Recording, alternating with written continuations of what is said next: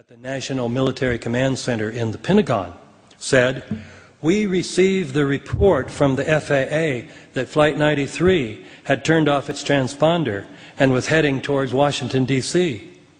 Other military officers have testified that, besides knowing about United 93, the military was tracking it. 2 days after 9/11, General Myers himself said that fighters were scrambled on the airliner that eventually crashed in Pennsylvania. We had gotten somebody close to it. 2 days after 9/11, Paul Wolfowitz, who was then Deputy Secretary of Defense, said that the Air Force was tracking the hijacked plane that crashed in Pennsylvania and had been in position to bring it down if necessary.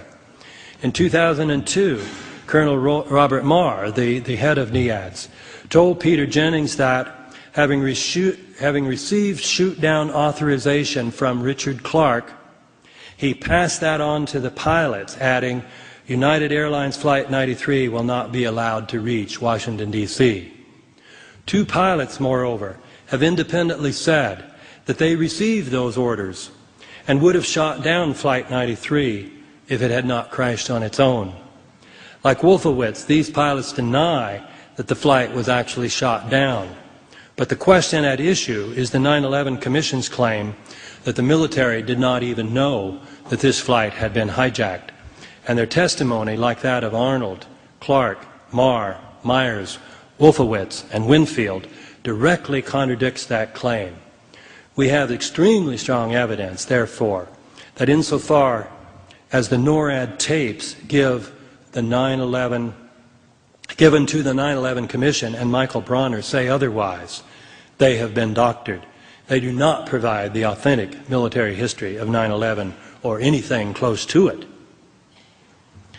In this lecture, I've given several examples of what you can learn about 9/11 if you get empirical, checking the actual facts rather than simply, like popular mechanics and far too many journalists, equating the facts with the claims made by people defending the official conspiracy theory.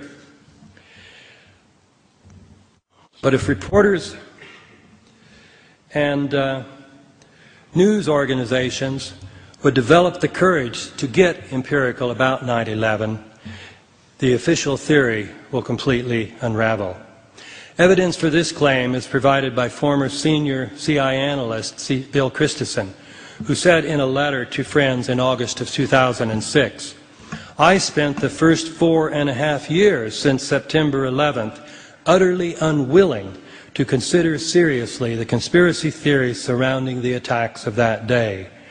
In the last half year, and after considerable agony, I've changed my mind." In an essay entitled "Stop Belittling the Theories About September 11th," Christensen summarized what he considered the persuasive evidence that the events of September 11th did not unfold as the Bush administration and the 9/11 Commission would have us believe. This conclusion is of overwhelming importance, Christensen argues, because the fraud of 9/11 involves a much greater crime against the American people and people of the world than any other charges of fraud connected with the run-up to the invasion of Iraq in March 2003. Why? It is more important because the events of 9/11 have been used by the administration to justify every single aspect of U.S. foreign policy in the Middle East since September 11th. It is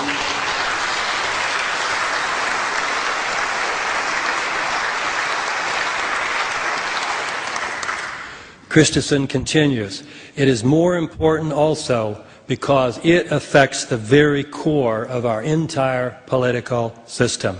It is a conspiracy so far successful not only against the people of the United States, but against the entire world.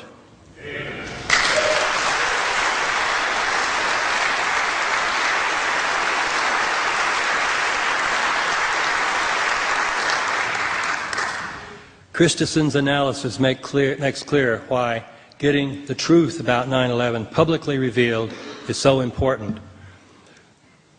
Getting it revealed, however, will be very difficult. One reason was pointed out by former CIA case officer Robert Baer. He's the man upon whom the movie Syriana was based, the George Clooney character. And he is the one that was assigned to write the review of the new Pearl Harbor for the Nation several years ago, at which time he ridiculed me for being a conspiracy theorist. But during this recent interview with Tom Hartman of Portland, he indicated that he had changed his mind. Now he believed 9/11 was an inside job.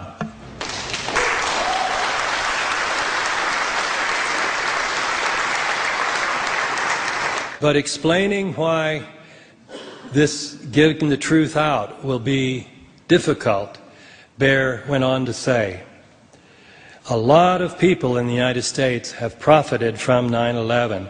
Great fortunes are being made. This is a problem for getting the truth about 9/11 revealed, because those who are making great fortunes include corporations who wield great influence over what can be reported in the mainstream media. Nevertheless, I believe there is still hope that the truth may come out.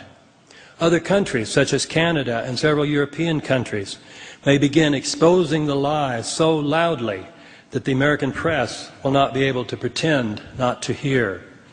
The activist side of the 9/11 truth movement in the United States and other countries may begin organizing mass rallies to demand that the truth finally be told.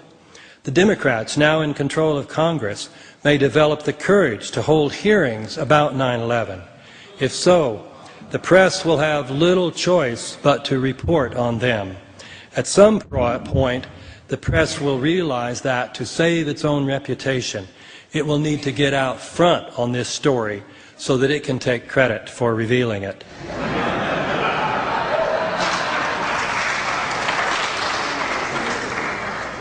The 9/11 truth movement is now far stronger than it was only a year ago, thanks to the addition over this past year of many more scientists, architects, engineers, pilots, and former members of the military and intelligence services. It is now much more obvious that the 9/11 movement is based on professional, informed evaluations of the empirical evidence, and that it is the official story that fits what most people mean when they say that they reject conspiracy theories. Theories that, being based on groundless speculation, are wildly at odds with the evidence, except evidence that has been planted. But perhaps the greatest boon to the 9/11 truth movement is the fact that in 2006, defenders of the official theory changed their strategy. Rather than continuing simply to ridicule or completely ignore the claims of the 9/11 truth movement, they decided to try to debunk our claims. These attempts backfired because they served only to make clear how completely at variance with the empirical evidence the official theory is. They made clear that the official story cannot be defended. By demonstrating this, my latest book is evidently more convincing than my previous ones. In a statement on Amazon.com, international lawyer John Whitbeck says, after reading David Ray Griffin's previous books on the subject, I was over 90% convinced that 9/11 was an inside job. Now, after reading Debunking 9/11 Debunking, I am, I regret to say, 100% convinced. I hope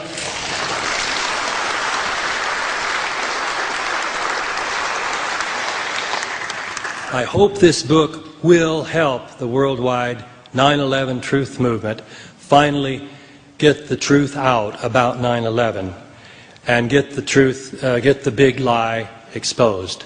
Thank you very much for your kind attention.